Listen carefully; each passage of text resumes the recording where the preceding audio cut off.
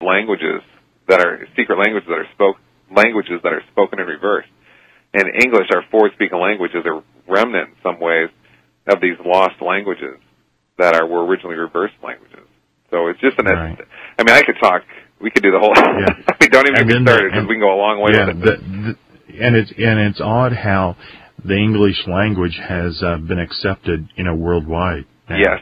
And it's a remnant of this reverse speech that comes naturally. Yeah, I saw some clips a couple of years ago of Hillary Clinton being drilled at it was a Senate hearing, I think, back when her husband was president, and she was pushing what was it? National health care.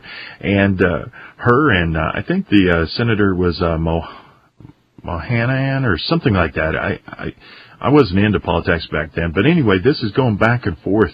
And she's defending herself, and he's challenging her, and in reverse, she is calling him an old goat.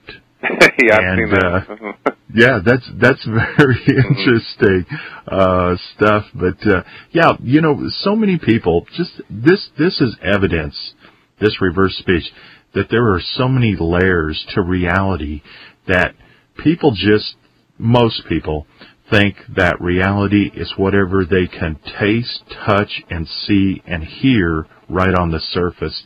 And by being that ignorant, they don't understand, that this goes so deep and they're being manipulated, every which way. It just almost never ends. Yeah, we can be manipulated. The second reverse speech show I did was all about, the third one. Actually, the first one, if you go to antimatterradio.com and then up at the top right corner, it says past shows, click on that, and then go down to Friday 126. 129, that's that first show I was referring to. Okay, we got a break.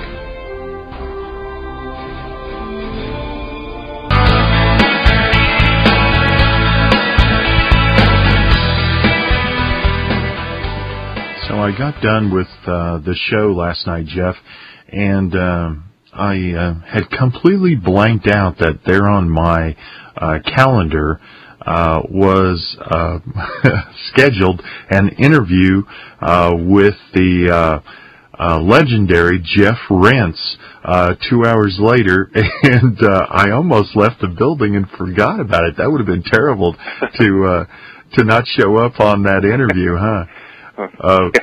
Let me remind everybody, you can hear that interview and any archive show by going to Rentz Radio and just enrolling into the archives. It's very affordable, and you can always listen to the other stuff, not just my interview last night during the second hour, but he's got over 6,000 hours of shows archived. I guess that's what you do, or you're able to accumulate after 2 decades of great radio. 6,000 hours. That's just amazing. I've been doing this 2 years, and I'm darn near tuckered out already. Hey, but Jeff, we were going to do a show. You and I were kind of talking today about underground houses, and you're familiar. You've done some stuff, and I did a show about a month ago about some pit dwellings that I encourage patriots to know about and maybe even practice. What do you have to share with us on underground houses? Well, some listeners may know that I've actually built one, and it was an absolutely wonderful experience. I'm a huge fan of Henry David Thoreau. He's one of my favorite authors. And, his whole book, Walden, was about, going off and building your own home in the philosophy of true freedom. And he was, Henry David Thoreau, back in the 1800s, of course, was, he was arrested, and he would be right in line with us. He'd have a show on Rentz Radio Network if he was still around today. By the way, let me say that my entire last 20 years is modeled after Thoreau, so I'm real familiar, and I really identify with that simplistic life, and that's why I continue to live it. When I read his book, trinkets. Yeah, when I read Walden when I was 21, There was my life before that book and my life after. And I just realized at 21 years old that pretty much everything I had been told that is good and true is not. And all the adults had basically given me bad information. And I had been misled on how I was supposed to live my life completely. I mean, I actually had, hopefully my parents aren't listening. But if they are, well, you deserve to hear this maybe. I actually had my parents encourage me to go get student loans to go to school. So put myself in tremendous debt to get brainwashed. It's just absolutely staggering of how backwards things are. But as far as underground houses go, yeah, I built one. I think I may have mentioned it. Was it last night? It's about 6 hours away. I was going to build another one right near me. The reason I built one about 6 hours away is because the place that it's at is a place from my childhood I'm very fond of. And the land was dirt cheap. I bought it on eBay for just a couple $100. Just absolute paradise in the middle of just nowhere in the forest. And so basically what I did is I bought a book, which probably many people have heard of, called the Underground House book. I sell it on my website, antimatterradio.com. And I read that book and found out when I was reading it that really it's just a basic guide.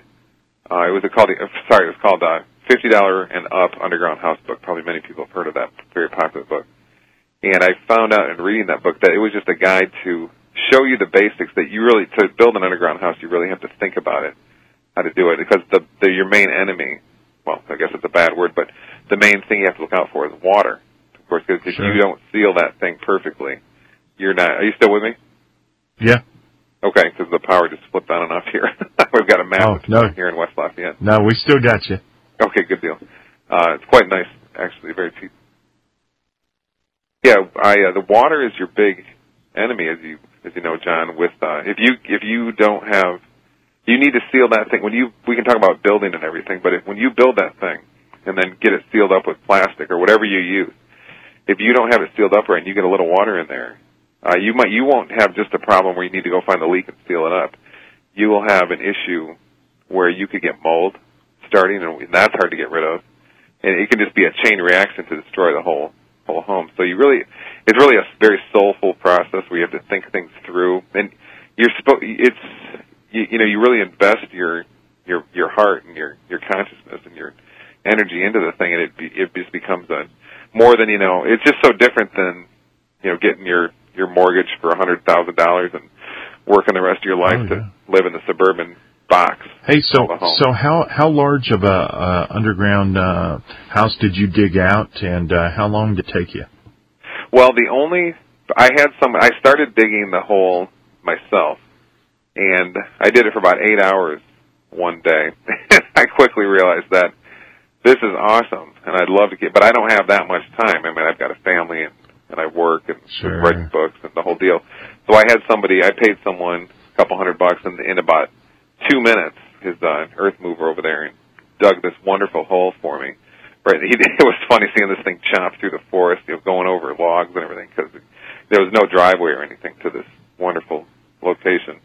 And he dug a hole that was 4 feet deep and about 25 feet in diameter, circle. And that's what I used to start the construction of the home. And so it's pretty good size when you're in it. It's a 20-foot diameter. Well, actually, it has 4 rooms in it. I've been building walls inside of it. And I originally was just going to have it as one big room, but it feels so spacious.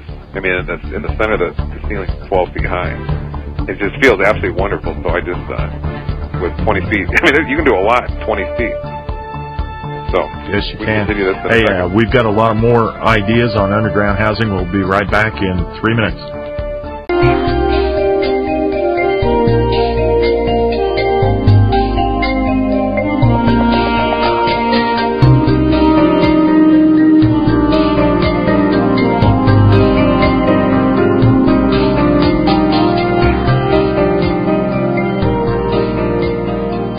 We are discussing underground houses. Who is we?